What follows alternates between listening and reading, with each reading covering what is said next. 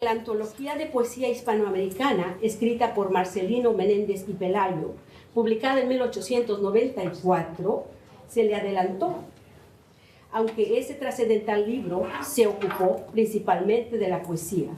Es en realidad una historia de la literatura hispanoamericana, pero no se declara tal. Koster le debe mucho a Menéndez Pelayo, sí lo hace, por lo cual debe reconocérsele la primicia, pensemos lo que pensemos sobre sus ideas y opiniones. Es también oportuno que este evento se lleve a cabo en el Billner Center, porque Albert Burnett fue graduado de Yale y ha sido benefactor de esa institución, particularmente del Departamento de Español y Portugués, donde los profesores Adorno y González Echavarría son docentes. Cada primavera hay una ceremonia en Yale. Oh, I'm gonna cry now. Cada primavera hay una ceremonia en Yale en que se otorgan los premios Billner de estudios en español y portugués. Como ustedes posiblemente sabrán, el señor Billner hizo su fortuna en Venezuela y Brasil, y además hablaba y apoyaba ambas lenguas. El almuerzo Billner en Yale, al que yo asistí no pocas veces cuando enseñaba en esa universidad, es una celebración del fin de año y la llegada de la primavera. Es una ocasión muy feliz. También es oportuno que la casa editorial de la breve historia de la literatura hispanoamericana sea Verbum, con su resonancia lesamiana. Verbum, como probablemente ustedes lo saben, fue el nombre de la revista que publicó Lezama en La Habana a principios de los años 40. Los dos autores aquí presentes son entusiastas lectores del autor de Paradiso, y González Echavarría ha publicado varios ensayos sobre el mismo. La casa editorial Verbum fue fundada en Madrid por el poeta y ensayista cubano Pío Serrano. Esta tiene una distinguida lista de libros en su catálogo. Yo tengo el orgullo de ser una de sus autoras. Hoy nos gustaría recordar y darle las gracias a Pío por su concienzuda labor como editor y sobre todo por haber publicado Breve Historia de la Literatura Hispanoamericana, que sospechamos pronto será un clásico. Por supuesto, el libro se puede ordenar en línea con Verbum, que está en Madrid, ¿verdad? Hoy tenemos el honor de tener con nosotros a Regina Harrison, profesora emérita de los departamentos de Español y Literatura Comparada de la Universidad de Maryland. Su vasta investigación, la cual combina los campos de la literatura y la antropología, la han hecho merecedora de importantes premios como la Catherine Singer, el Benton Prize en Historia de la 16th Century Society, por citar algunos, y también ha producido varios videos, algunos de ellos en quechua, y ha ganado varias becas, entre ellas la Guggenheim, Rockefeller, Fulbright, etcétera, etcétera.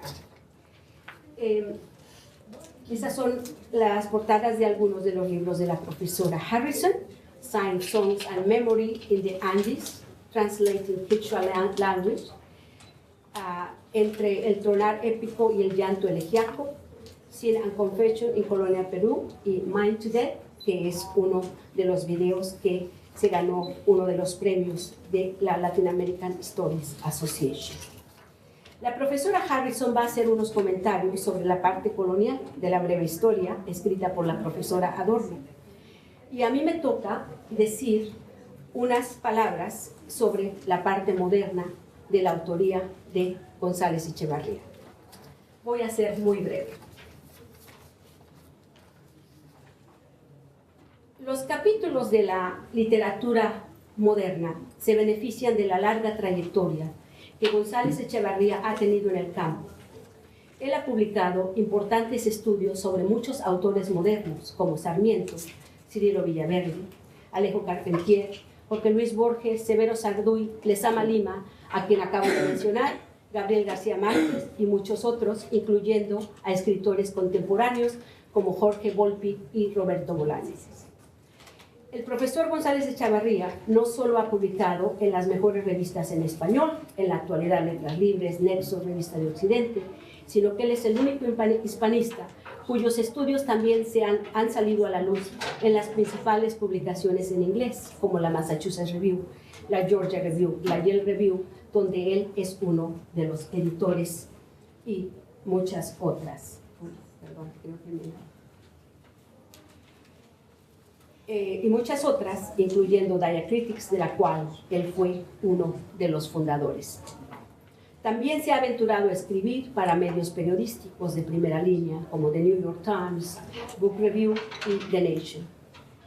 González Echavarría ha dialogado con lo mejor de la teoría y crítica literaria estadounidense, no solamente con los hispanistas. Pero lo que demuestra la parte de la literatura latinoamericana moderna en la breve historia es la continuidad de esa literatura, a pesar de, o quizás precisamente, por las rupturas, desvíos y repeticiones que ha ocurrido a lo largo de su historia.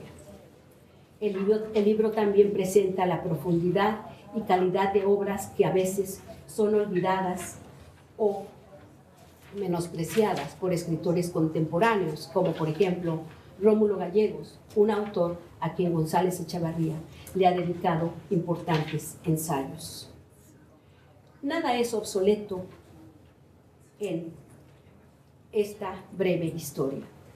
Todo es vibrante y vigente. Por supuesto, González Echavarría es también colonialista, y su abarcadora teoría de la narrativa latinoamericana su galardonado Mito y Archivo, una teoría de la narrativa latinoamericana, va por su 6ª edición, 2 con Cambridge, una con Duke, 2 con el Fondo de Cultura Económica y una reciente con Capiró en Santa Clara, Cuba. Por lo tanto, los capítulos de González Echavarría sobre literatura moderna se remontan al origen para demostrar cómo el legado de la escritura colonial ha sido incorporado por la literatura moderna. But enough said. Ahora le cedo la palabra a la profesora Harrison y a ambos autores que ahora conocerán en persona. Profesora Harrison, gracias.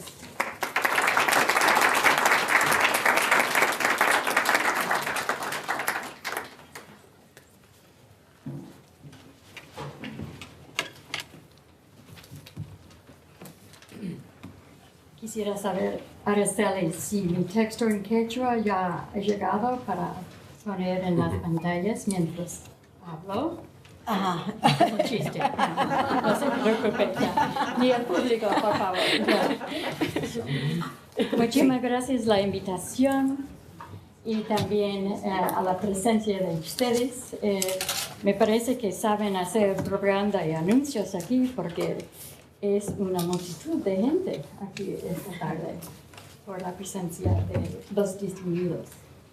Para comenzar, difícil empresa la de historiar la literatura. Yo iba a hacer un tipo de análisis de este subgénero, como Roberto ha nominado, estas historias de la literatura latinoamericana, hispanoamericana, iberoamericana. De allí comenzamos con un título muy difícil de tener, ¿verdad? Estaba pensando en la clasificación de Borges, ¿verdad? En su muy bien y conocido el idioma analítico, ¿verdad? Cuando da una categoría de animales que pertenecen al emperador, ¿verdad? Una catalogación de elementos que no tienen razón, ¿verdad? Y es en una manera que comencé a pensar de escribir una breve historia, ¿verdad? Porque cómo es de agarrar este farrago, ¿verdad? Es como un gabinete de curiosidades que es de seleccionar, especialmente de 20 países o de 19 si hablamos de habla español. Y he pensado de las palabras de Anderson Emberg cuando habla de ser arquitecto y albañil, ¿verdad?, a construir su historia. Que es una historia, tiene que ser una historia muy personal que él intentó hacer. Pensaba que tiene que ser también una historia práctica, ¿verdad? Porque sabemos que muchos colegas y también muchos estudiantes lo van a utilizar para preparar para sus exámenes. Y pienso en los exámenes que tenía yo hace décadas, ¿no? Exámenes de doctorado en que uno llegó a escribir horas a mano sin saber qué tema iba a ser, ¿verdad? No fue anunciado, ¿verdad? Horas y horas de eso. Solitaria, recuerdo yo, en un cuartito, ¿no? Escribiendo a mano, con los trozos que yo había aprendido de memoria para embellecer mis párrafos, ¿verdad? Es diferente ahora, pero todavía hay esa necesidad de tener un guía, un breviario, diríamos, ¿verdad?, para entrar en estos asuntos. Es un placer entrar en los empeños de Rolena Adorno al escribir su sección sobre la literatura colonial en América Latina. El índice nos facilita la investigación. Vemos que es una creación poética en sí, titulada Barroco Urbano, hazañas épicas, las polémicas sobre la posesión. Admite ella que le interesa presentar un conjunto de escritores con una referencia cultural y histórica que compartan, ¿verdad?, y en sus referencias mutuas entre sí. De este esquema no encontramos al Inca Garcilaso página a página como a Mampoma al lado de Alva de, aquí vamos, Xochitl.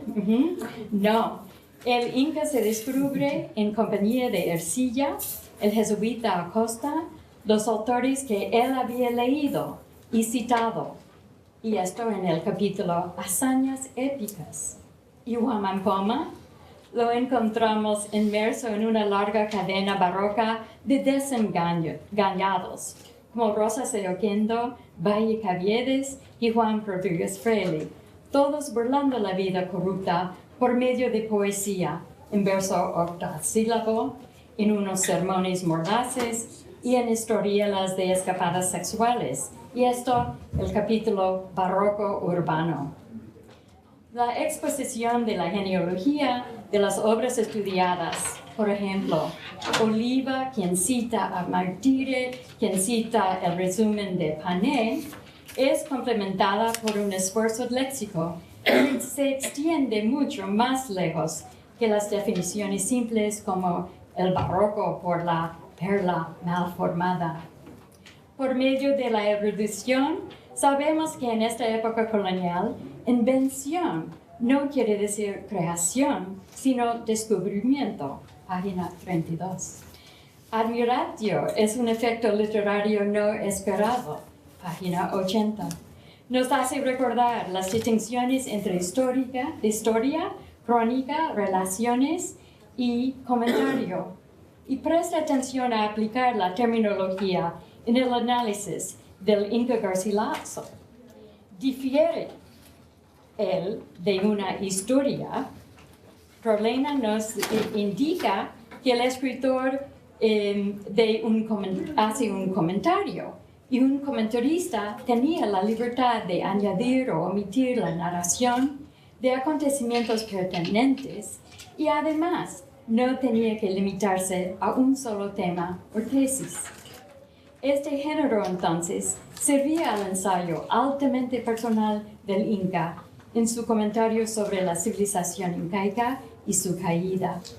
Comentarios, ha escrito, dividido en dos partes, no es una historia general de Perú. Pocas historias de la literatura incluyen imágenes que son intercaladas en una manera significante en la investigación. Las conocidas de Brie, las violaciones, los cuerpos torturados, se reproducen por muchos críticos. Pero aquí nos enseña los orígenes de estos grabados en cobre. están modelados según una serie de acuarelas en un manuscrito de 1582. Y ahora tenemos que admitir, casi nos aburrimos de los dibujos de Guamán Poma que se reproducen en revistas, afiches, portadas de libros, calendarios de una cervecería cusqueña y tarjetas postales. Tiene la culpa Rolena por esta proliferación, ¿verdad? Casi hay, es verdad, una ilustración por cada tema colonial. Y la Biblioteca Real de Copenhague es tan generosa en darnos los permisos de publicación.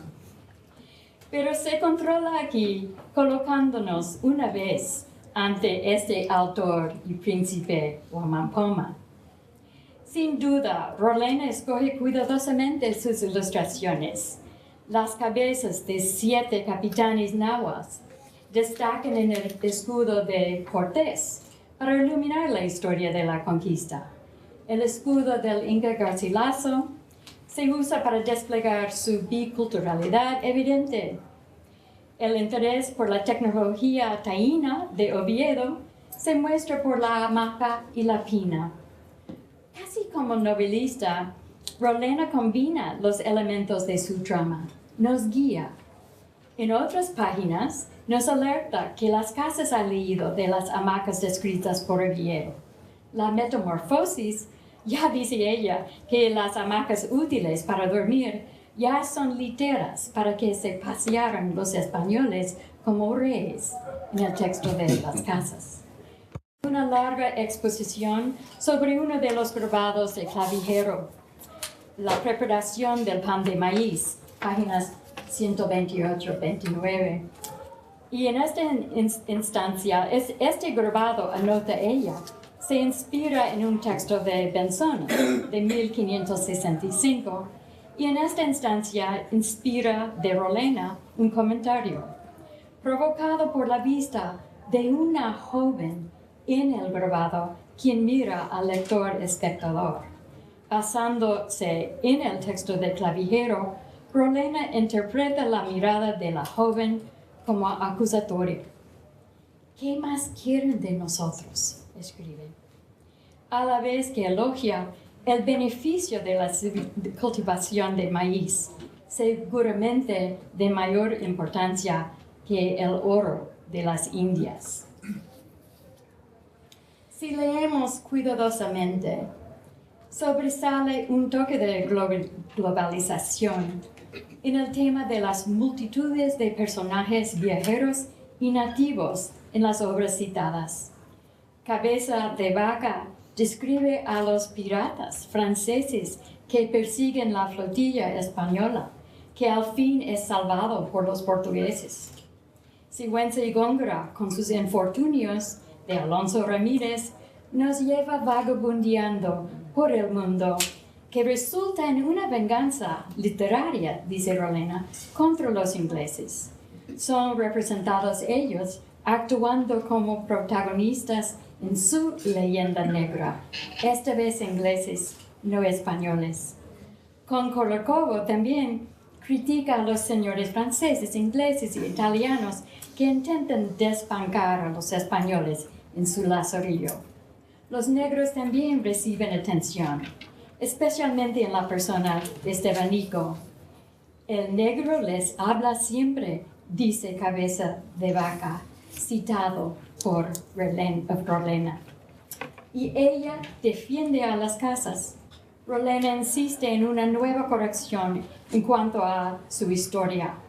Esta historia de un Las Casas a consejero al trono, avisándole que aumentan el número de esclavos negros en el Nuevo Mundo.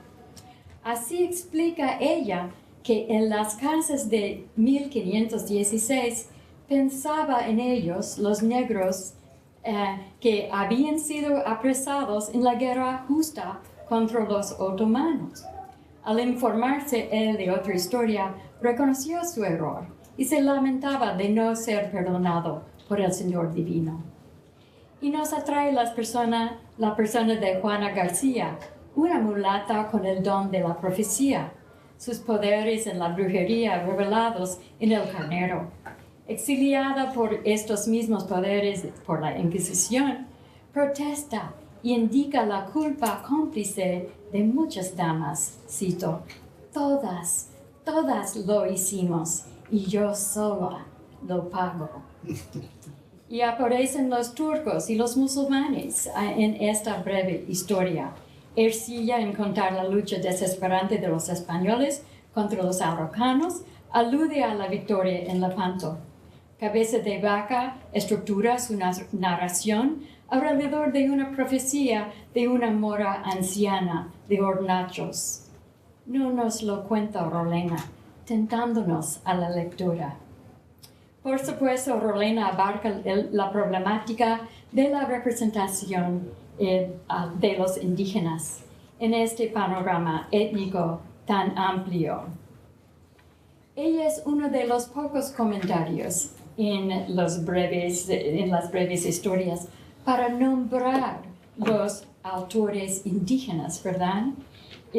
Muchos mencionan los 4 colaboradores que revelaron su sabiduría originaria, Nahua, a Sahagún.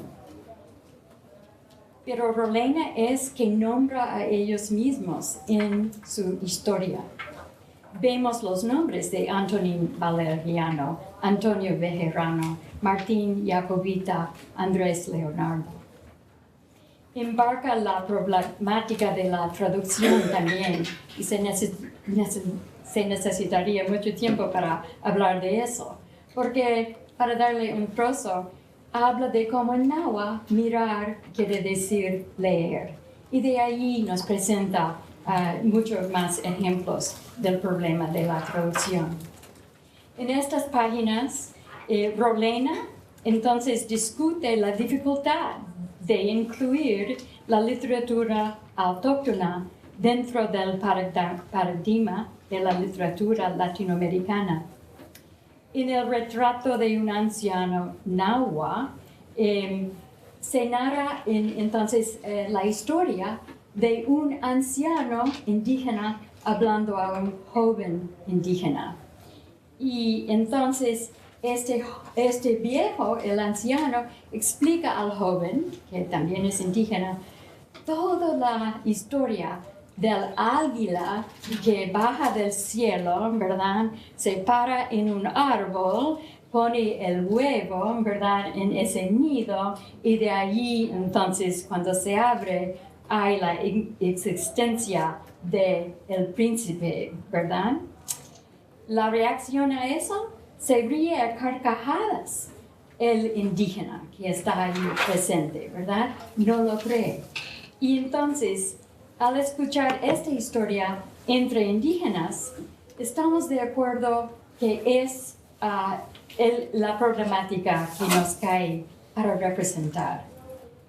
Igualmente, reacciona con desprecio ellos que no hablan el idioma nativo. Esta es la lucha de comunicación que enfrentaron el Inca Garcilaso, Huamampoma, Santa Cruz Pachacuti, los escritores de los mitos de Huarachirí. Al fin nos incita a dudar de la capacidad de domesticar al otro. Nos lleva a un escenario en que el único recurso es el silencio. Y en esto enfatiza Rolena que los informantes autóctonos solían guardar la verdad de la historia aún para ellos mismos. Las palabras del célebre poeta Jorge Enrique Adón lo repite, cito, el indio se vengó de la conquista con el silencio, fin de cita. Ojalá que no sea así. En quechua se concibe del pasado como un espacio en adelante, visible. El futuro es detrás, por aparecer. Esperemos que por las acciones inclusivas de las humanidades, que las obras antes relegadas a la periferia, que las palabras recitadas en sitios de oralidad y performance trasciendan las categorías de canonización, que rompamos este silencio, que admitamos el sonido y la imagen de la pluralidad, que permita la libertad del diálogo de estos mensajes que no pudimos haber previsto. Gracias.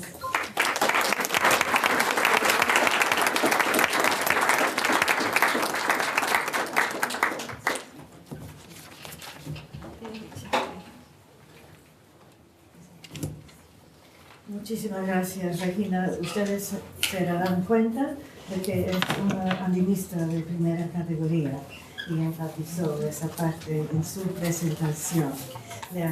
Quiero agradecer también a Araceli Tinajero, a Mauricio Font por esta magnífica oportunidad de reunirnos esta tarde con ustedes. Hablar en Nueva York es siempre hablar ante un público muy diverso, muy interesado y mucho más que un público estudiantil.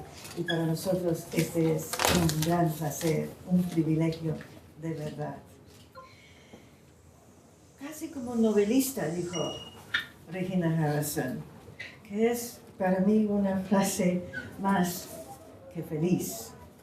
Porque me di cuenta al escucharla de una cosa que siempre he tratado de hacer en mis estudios de la época colonial, y eso es ver a los autores y a los personajes como seres humanos, incluso a ellos que no son santos de mi devoción, porque creo que es importante, antes de otra cosa, entender. Condenar lo hemos hecho siempre, pero entender es otra empresa. La existencia de América fue anunciada a Europa, como ustedes saben, en lengua española. Y esa noticia constituye el germen de la literatura o de la escritura latinoamericana colonial. Interpretar el carácter y el significado de tierras y pueblos desconocidos para Europa, averiguar cómo se incorporaban en el mundo definido por el Occidente y cómo se relacionaban o debían relacionarse con este, ocuparon a españoles, criollos y autores de ascendencia autóctona americana a lo largo de la época virreinal y durante las luchas por la independencia latinoamericana. Humanistas de la corte real, capitanes de conquista y sus soldados, frailes misioneros, funcionarios civiles provenientes de España, indígenas americanos cuya lengua materna no era el español, criollos estudiosos, monjas ilustradas, jesuitas exiliados y activistas que abogaron por la independencia política y cultural de Latinoamérica crearon esta heterogénea tradición. Organicé mi brevísima consideración de esos 3 siglos pensando en las innovaciones y renovaciones de la lengua española, sus usos en nuevos contextos por nuevos interlocutores.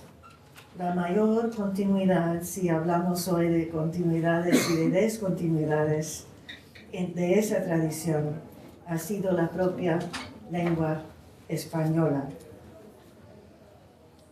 2 observaciones aparte.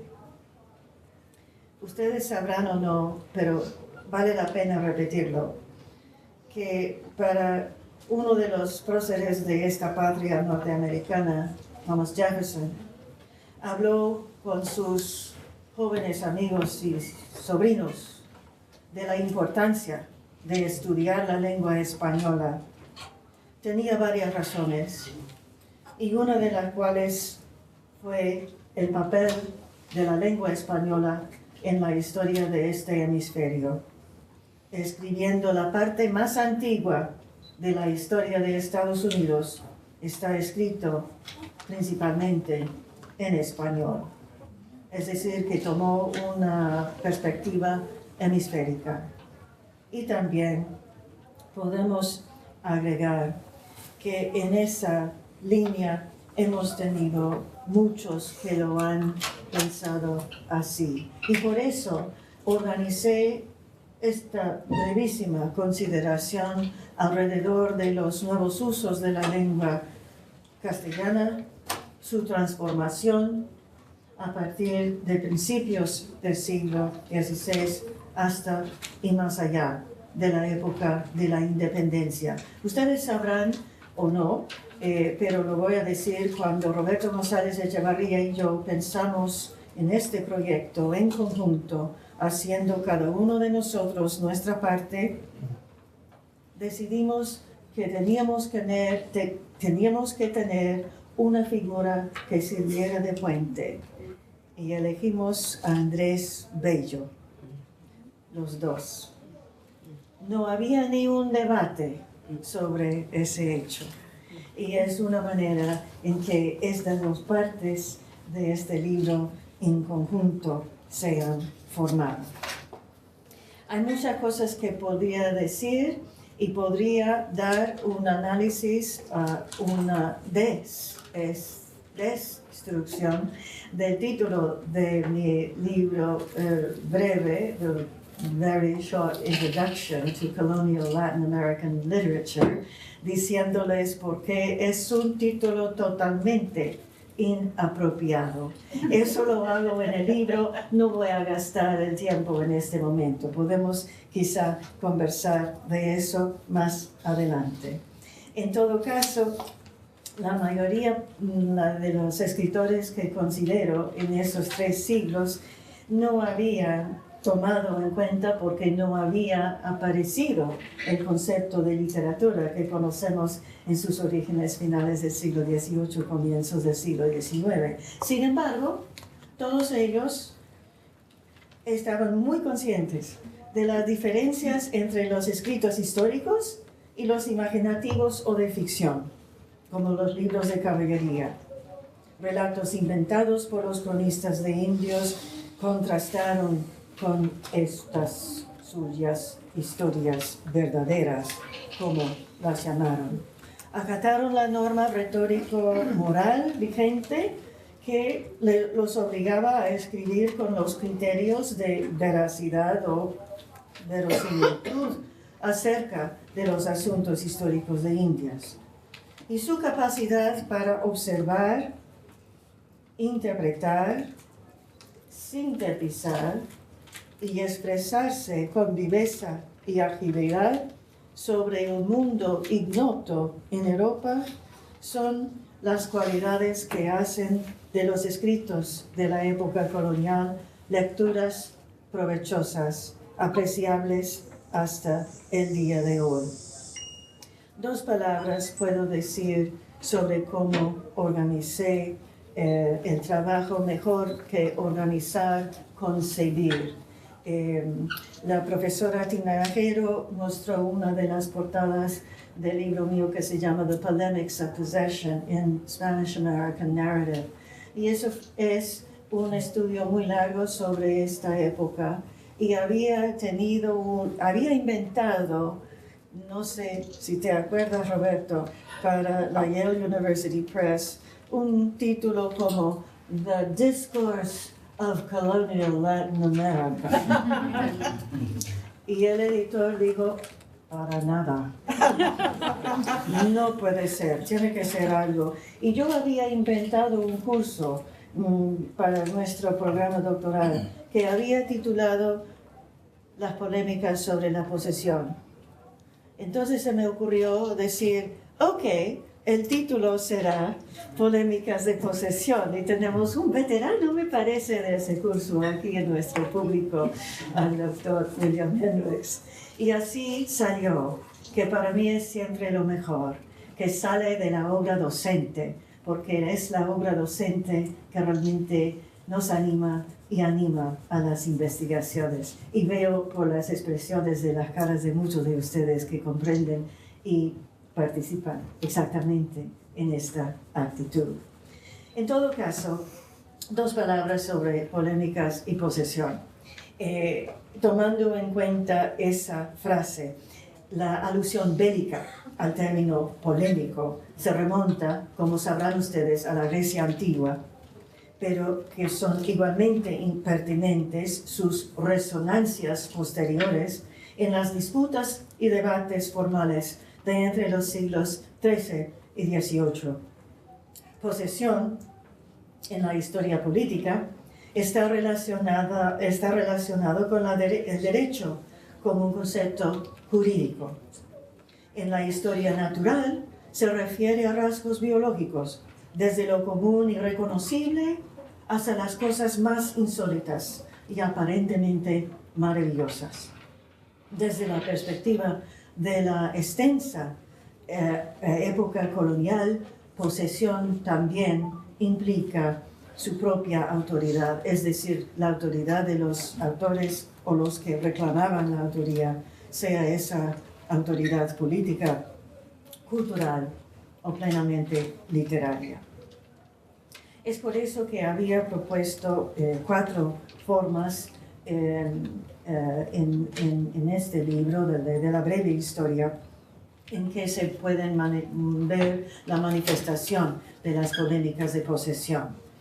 Estas son, primero, en el siglo XVI, los debates sobre la posesión política de las Indias occidentales, sus tierras, sus gentes, sus recursos. Segundo, la empresa literaria, por así decir, de autores criollos y de herencia amerindia por tomar posesión cultural de las letras y el conocimiento, incluyendo el estudio del pasado precolombino. Una tercera instancia, el empeño a fines del siglo XVIII, principios del XIX, para ampliar los objetivos de la posesión cultural y tomar posesión de la soberanía política en América Latina. Y cuarto y último de estas transformaciones que había estudiado, los debates latinoamericanos en pleno siglo XIX sobre cómo hacer suya la misma lengua española, cómo desarrollar y validar la expresión americana. Y aquí podemos pensar y volver a la gramática de la lengua castellana, la primera del eximio Antonio de Nebrija en Salamanca de 1492. Por aparecer alrededor del tiempo del embarque de Colón en busca de la ruta occidental a Asia en agosto del mismo año, la gramática ha sido mal entendida y mal interpretada como el presagio del descubrimiento y conquista de América. No fue así. Dicha condición habría supuesto que el latinista salmantino estaba mucho mejor informado sobre los inexplorados mares al oeste que el propio Colón, quien murió pensando que había llegado al umbral de la Asia. Pero sí, algo importante en Nebrija es que sentenció en su gramática que siempre la lengua fue compañera del imperio, una frase que todos ustedes conocerán, y que le seguía tan de cerca que los pasos en su modelo juntamente comenzaron, crecieron y florecieron, y después junta fue la caída de ambos. De ahí que Nebrija haga coincidir la perdurabilidad del imperio con el arte de la gramática, porque ésta, postulaba, podía ser eternizado mediante el registro en lengua vernácula de las hazañas imperiales u otras, asegurando así su preservación para la posteridad, por escrito. Si en el año 1492 la gramática de Nebrija había anticipado, pero sin saberlo, la difusión de la lengua castellana a lo largo y ancho de 2 continentes y por las islas del Caribe, los vigorosos debates sobre el español de Latinoamérica en la década de 1840 entre Andrés Bello y Domingo Faustino Sarmiento, y la gramática que compuso Bello para el uso de los americanos, constituyen una digna, casi teleológica conclusión para los 3 siglos de historia de las letras coloniales latinoamericanas en español. A lo largo del tiempo, la excelencia de la lengua fue perfeccionada, transformada, variada en la prosa histórica, tratados legales, en poesía épica y lírica, en narraciones ficcionales, en ensayos, en comedias y representaciones dramáticas. El lenguaje erudito fue complementado con la lengua de la calle y con los diferentes argots que se abrieron paso hasta llegar a la poesía. A mitad de camino en el período colonial, Espinosa Medrano afirmó la existencia de lazos entre lo mundano y lo sublime. Y poetas como Sor Juana Inés de la Cruz y Juan del Valle Caviedes lo llevaron a la práctica. Estas innovaciones no se limitaron a los hablantes nativos de español que provenían de Europa. Escritores de ascendencia amerindia como Huamampoma y Alba Ixtlilxóchitl alcanzaron una gran expresividad en castellano de una inolvidable habilidad retórica.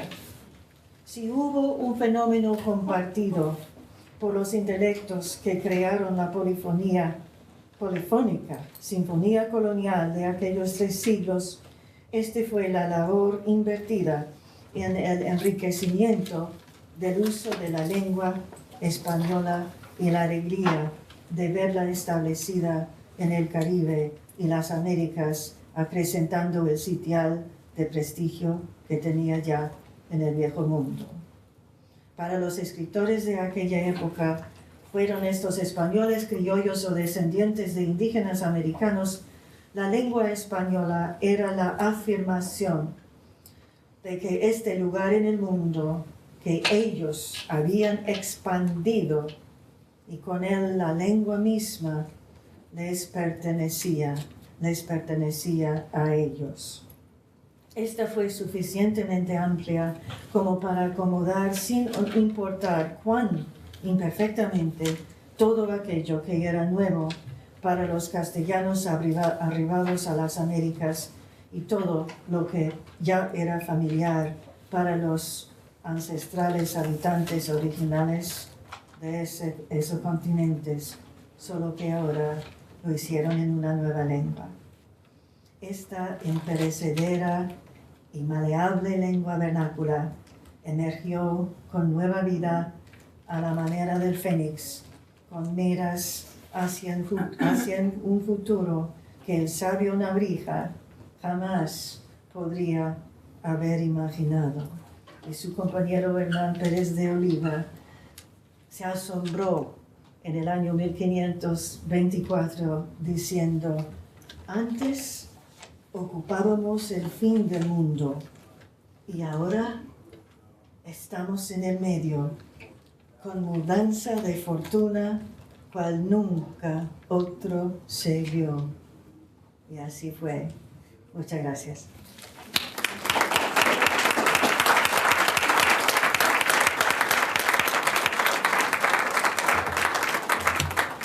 Yo soy profesor Roberto González Echevarría.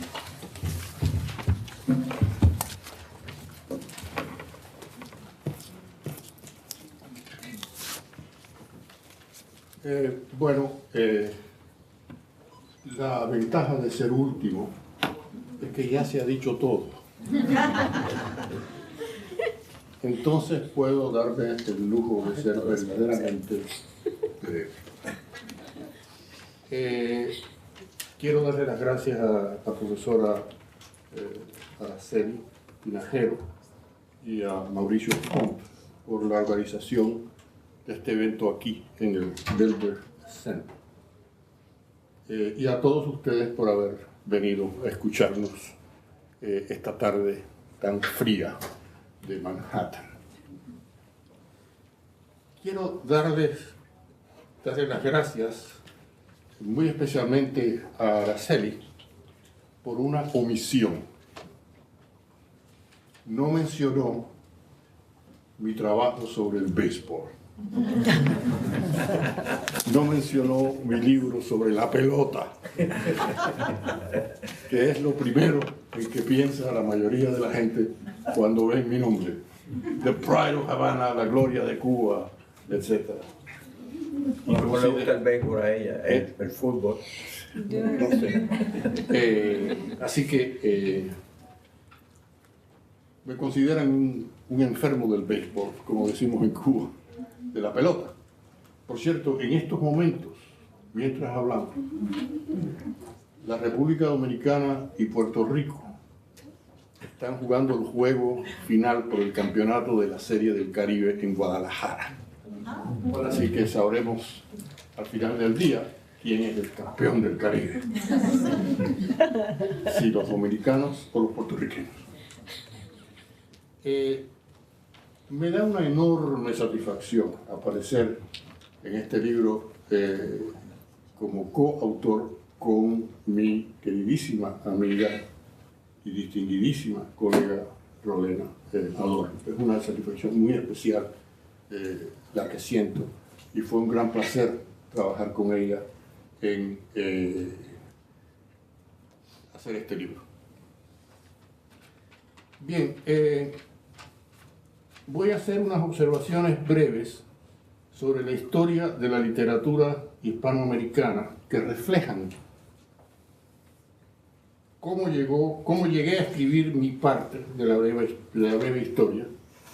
Y estas observaciones giran en torno a la misma existencia de la literatura hispanoamericana y a la posibilidad de escribir su historia. Hasta finales del siglo XVIII y principios del XIX, cuando la idea de la literatura como categoría independiente se comenzó a extender, no fue posible concebir una literatura hispanoamericana y menos una que fuese merecedora de una historia propia. Desde el comienzo del Renacimiento se consideró que las artes y las letras se derivaban de los inmanentes e ideales modelos clásicos. El cambio fundamental que permitió la concepción de la literatura hispanoamericana fue el abandono de la abstracción formalista del periodo neoclásico a favor de un concepto de la creación artística psicológico, empírico y contingente.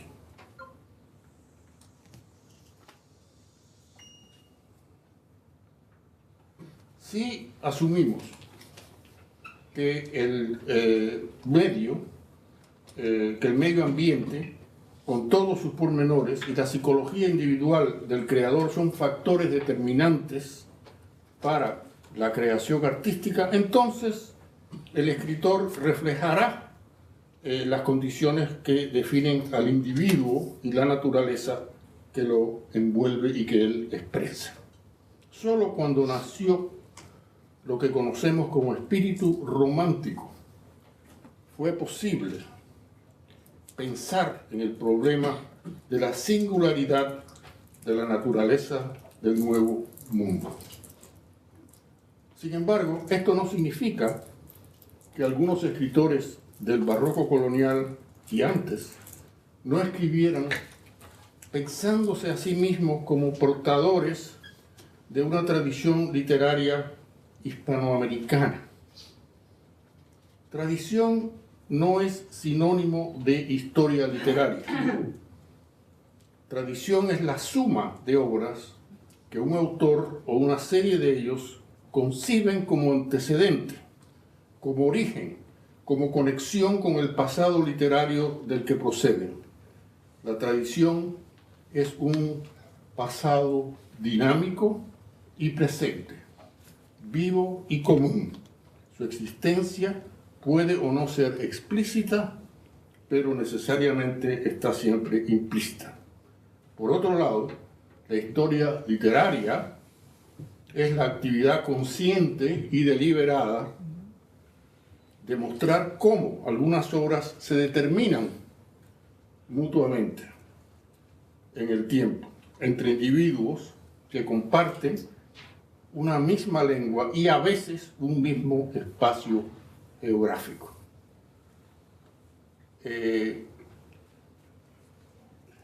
La toma de conciencia de que podía existir una literatura latinoamericana o hispanoamericana propia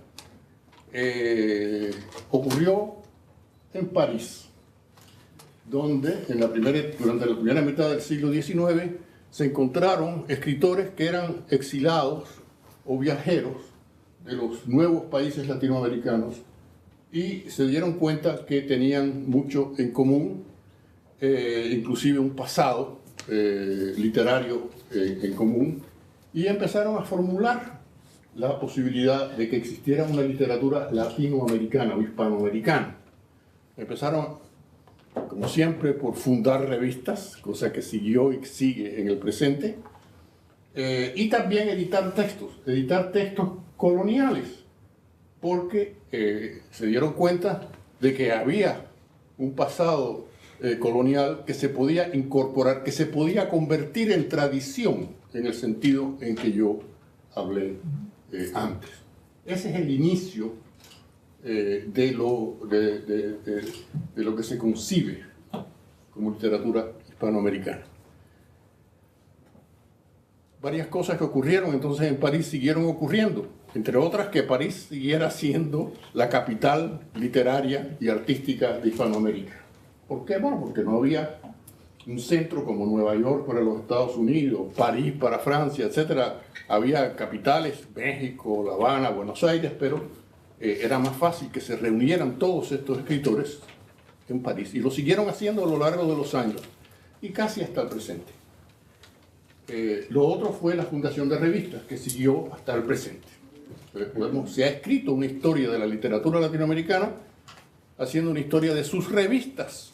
Pensemos en esas grandes revistas como Origen, como Mundo Nuevo, en la actualidad Nexos, Letras Libres, etc. Bien, la historia.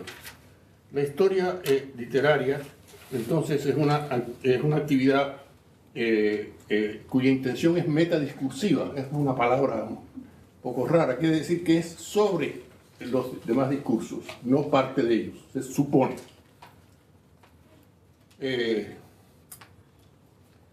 Y se manifiesta no solo cuando se escriben historias literarias, sino también en ensayos, trabajos didácticos destinados a dar forma a un plan de estudios y muchas veces en la edición de antologías. Esto fue lo que ocurrió en Hispanoamérica. Se empezaron a producir antologías, algunas que, de todo el continente, algunas que inclusive incluían a escritores norteamericanos.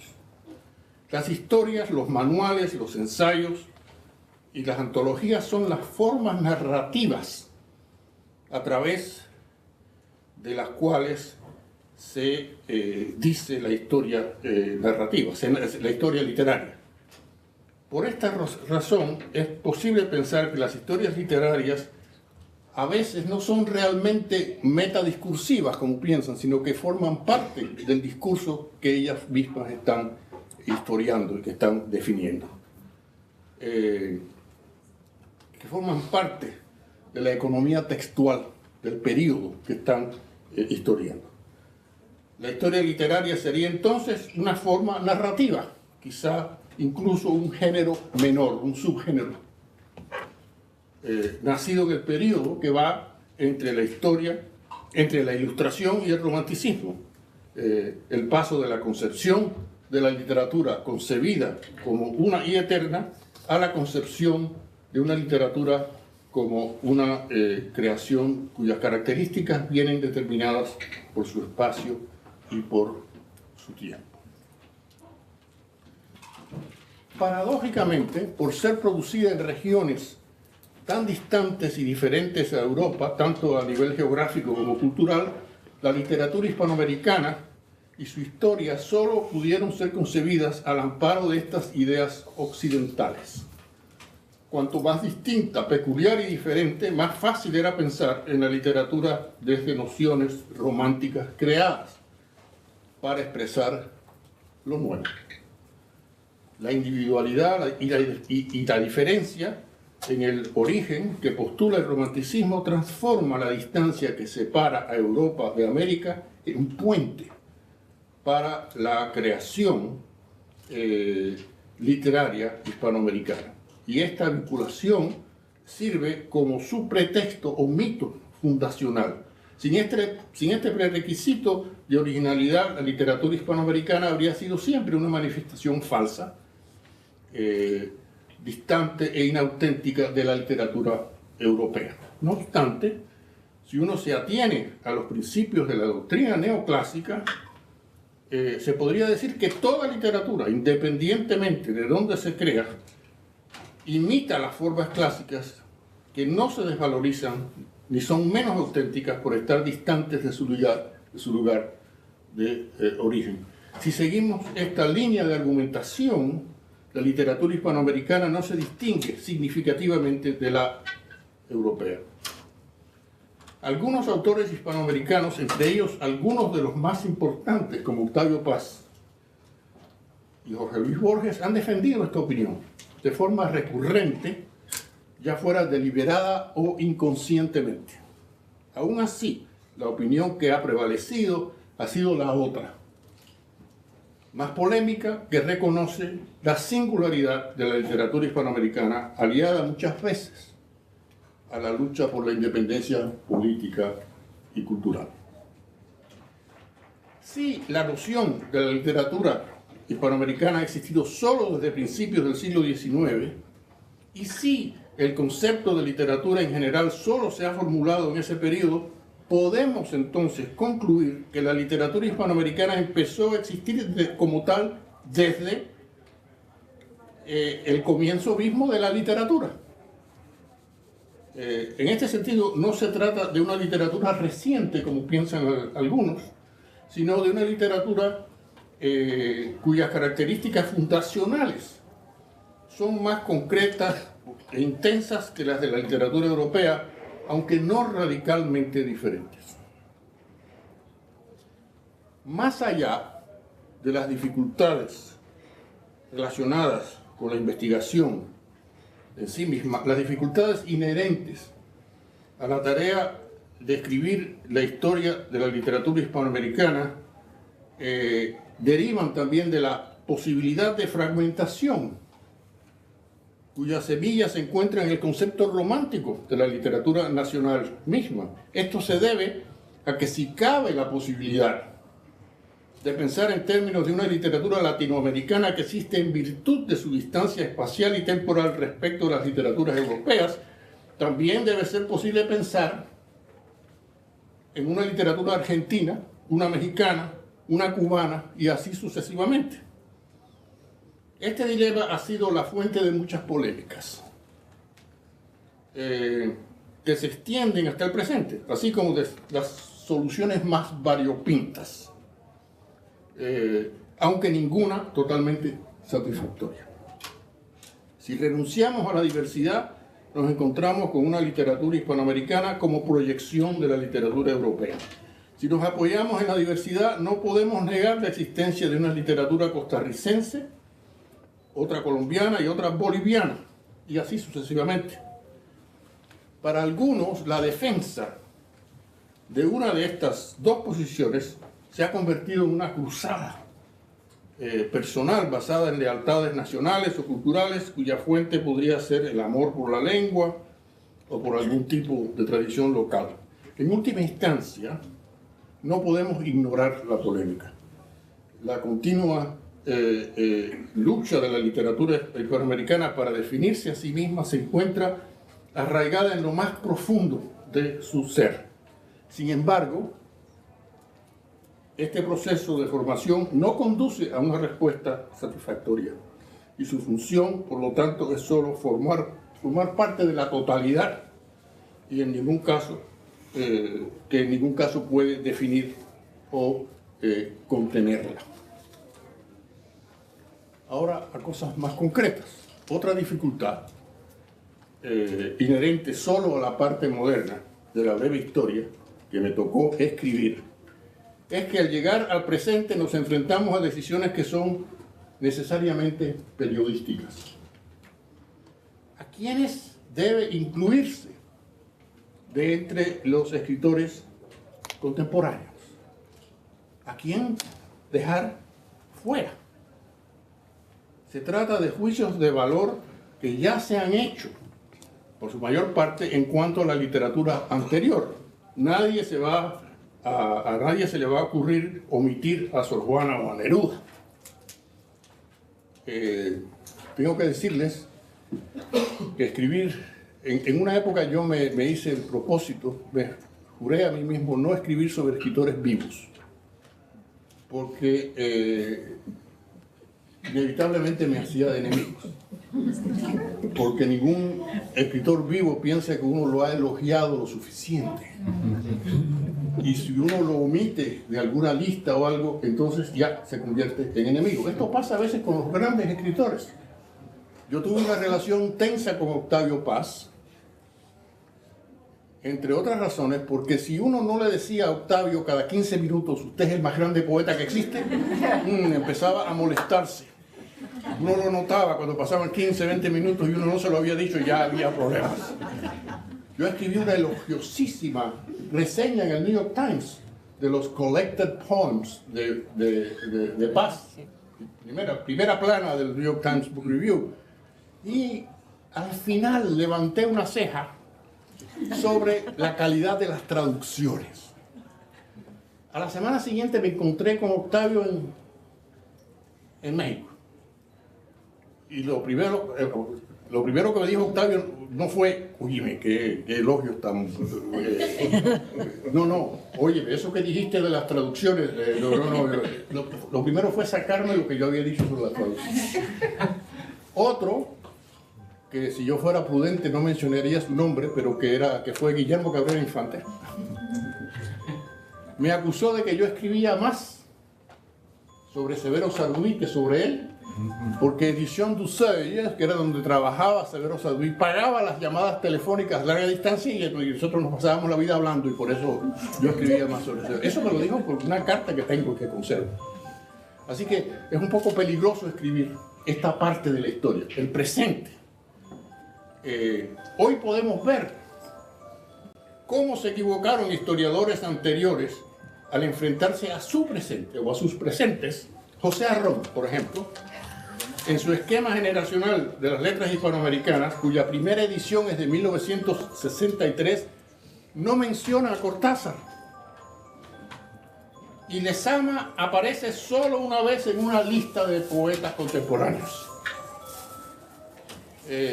García Márquez tampoco figura.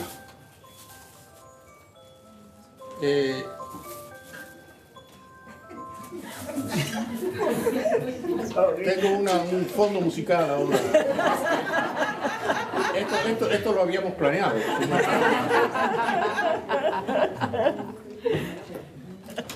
Así que García Márquez tampoco figura. Arrón corrige esas omisiones en la segunda edición de su esquema, que es de 1977. Observo con admiración que para 1964, cuando sale la cuarta edición de su canónica Historia de la Literatura Hispanoamericana, Enrique Anderson Inver incluye ya a todos esos autores, dedicándole casi media página a García Márquez, que no había publicado todavía 100 años de soledad, y 2 páginas llenas de agudas observaciones a Lezama Lima.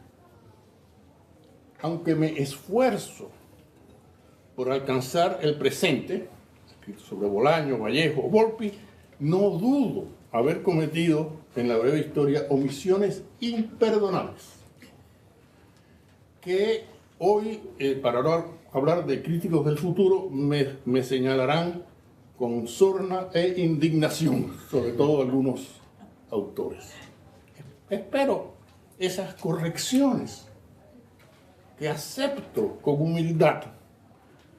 Como decía Alfonso Reyes, entre todos lo sabemos todo.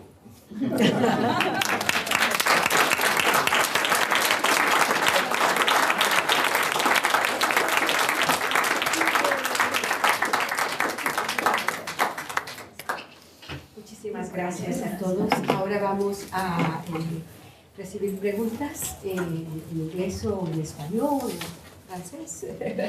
Sí, adelante. Perdón, ¿podría darnos su nombre Sí, mi nombre es Julio Rojas. y su afiliación académica o institución? Por Bueno, favor. soy una persona independiente, Muy he bien. estudiado aquí en el CUNY, Muy bien. graduado. Adelante.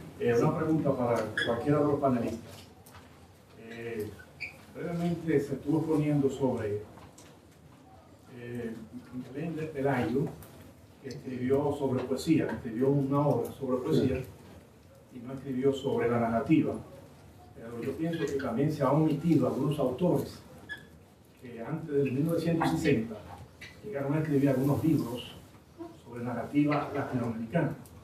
Me refiero a Pedro Enrique Sureña, Amado Alonso, a una obra escrita de Pedro Enrique Sureña con Amado Alonso que habla sobre la literatura hispanoamericana. Sí. Y yo pienso que eso no se mencionó, que eso también es un aporte a la historia literaria hispanoamericana. Y eso pasó mucho antes de 1960. O sea, en un periodo entre los años 30 o 40 que se escriben las obras de Pedro Enrique Sureña. Sí, adelante. Sí, yo he escrito sobre Enrique Sureña y soy un gran admirador de esa obra que usted menciona, que se llama Las corrientes literarias de la América hispánica, que empezó en inglés, porque fue las Eliot Norton Lectures en Harvard, y después apareció en el Fondo de Cultura Económica en México en español, y es un gran libro, porque Enrique Sureña era un gran crítico y tenía una prosa excelente.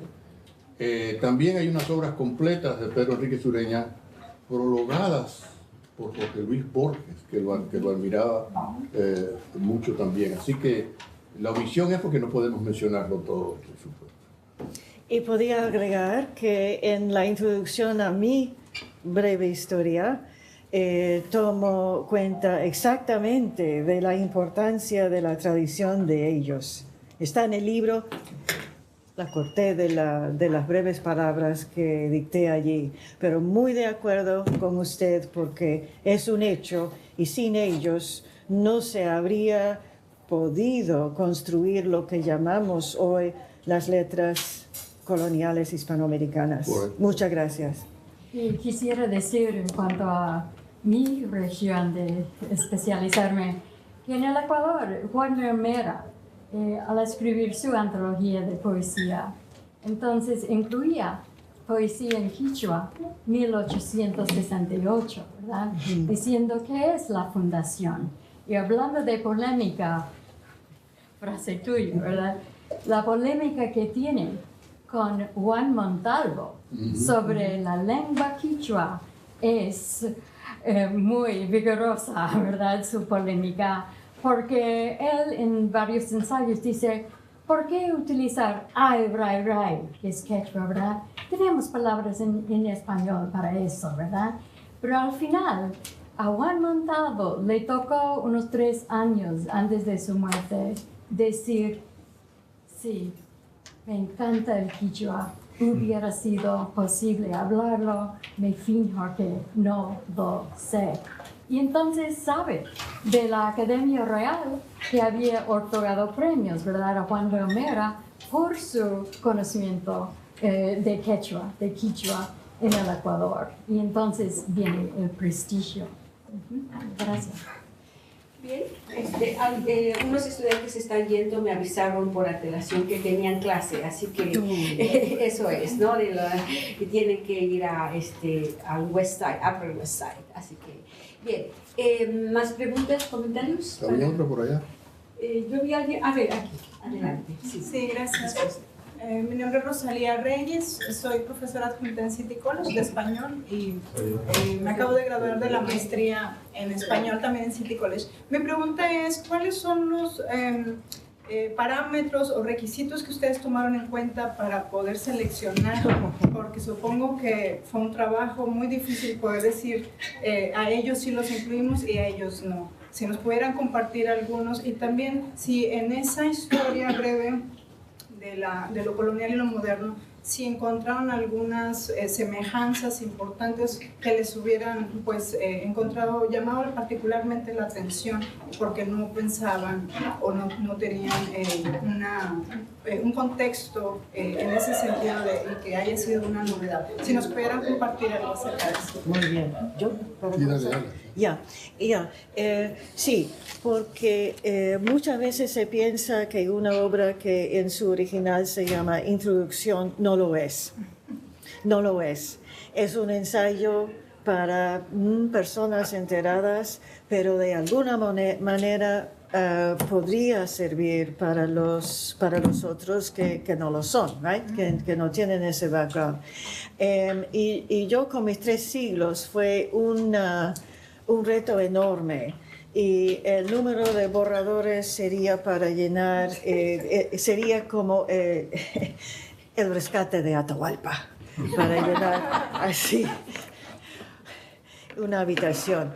Y entonces, al final mi criterio fue una de las cosas que mencioné, pero de paso, que quería ver en particular los que tenían relación con otros. Y no quería decir en términos de influencia o genealogía literaria, sino más bien que dialogaron entre sí a través del tiempo.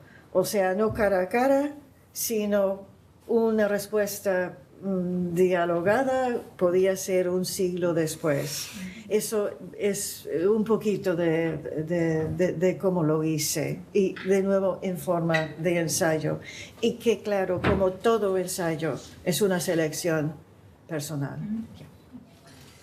Bueno, yo tendría que empezar diciendo que la profesora Adorno le añadió un autor al canon literario colonial que se llama Guamán Poma de Ayala. Sin la obra de Rolena Adorno, Guamán Poma de Ayala no figuraría en la historia como ya figura de la literatura hispanoamericana. Así que ella, yo no puedo presumir de haber hecho semejante cosa en la parte moderna, aunque sí me precio de haberle dado énfasis, como mencionaba la profesora Tinajero, a autores como, digamos, Rómulo Gallegos, que se han soslayado en los últimos años, pero que son muy importantes y que tienen que figurar como antecedentes de las novelas que consideramos más conocidas, etcétera, como las del boom, ¿no?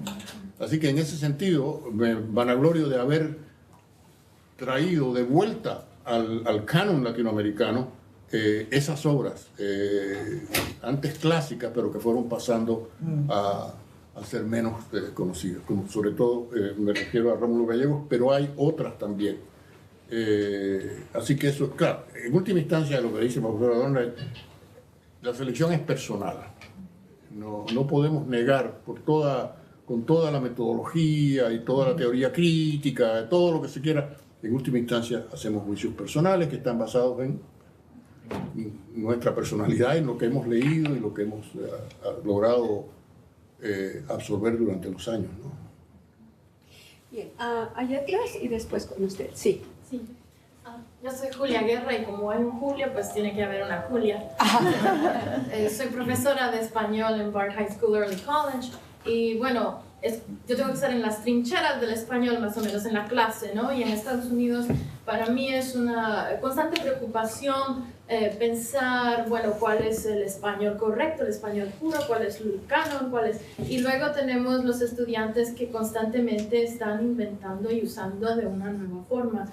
Y para mí es una constante preocupación porque creo que también hay asociaciones de clase y a la forma en que hablamos y la forma que usamos y a quién incluimos y a quién excluimos. Yo quisiera escuchar un poco de de lo que piensan ustedes los panelistas sobre cómo, pues, cómo nos acercamos a este nuevo mundo donde palabras se inventan y cambian todos los días y que tal vez no están en el diccionario de la Real Academia. Bueno, yo creo que podemos estar de acuerdo que hay un español estándar que abarca todo el mundo de habla española y mediante el cual nos podemos entender desde Batuecas en España hasta Camajuaní en Cuba. O sea que es un español que todos entendemos que es más o menos. Claro, hay diferencias de clase social, pero lo que predomina, claro, es el español estándar de la clase media, lo que se enseña en las escuelas, etc. El problema que tenemos aquí en este país y en el Caribe en general por la presencia de los Estados Unidos es la influencia del inglés y de los anglicismos. Yo me considero el enemigo mortal de los anglicismos por razones patrióticas. Yo creo que debemos decir las cosas en español y no dejarnos seducir por palabras que parecen que están bien pero no están.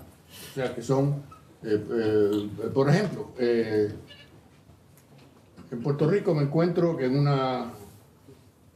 hay una tienda de víveres donde uno puede llegar con su auto y hay un letrero que dice prohibido parquear o aparcar, lo que sea, los violadores serán procesados.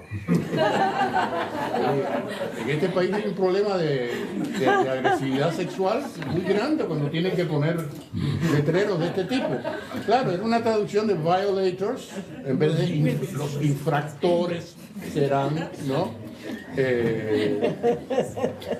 ¿No? Así que, y claro, eso lo encontramos con gran frecuencia entre nuestros estudiantes. Yo creo que hay que tratar, el español nos une. No podemos dejar que el llamado Spanglish nos divida, porque el Spanglish de Miami es distinto del de Los Ángeles.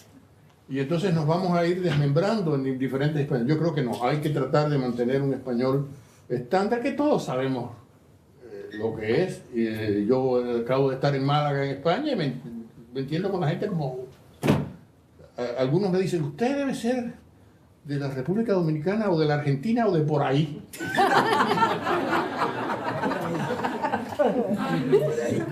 Todo el continente por ahí, Dios mío. Pero me entiendo perfectamente, hasta con los argentinos. O sea...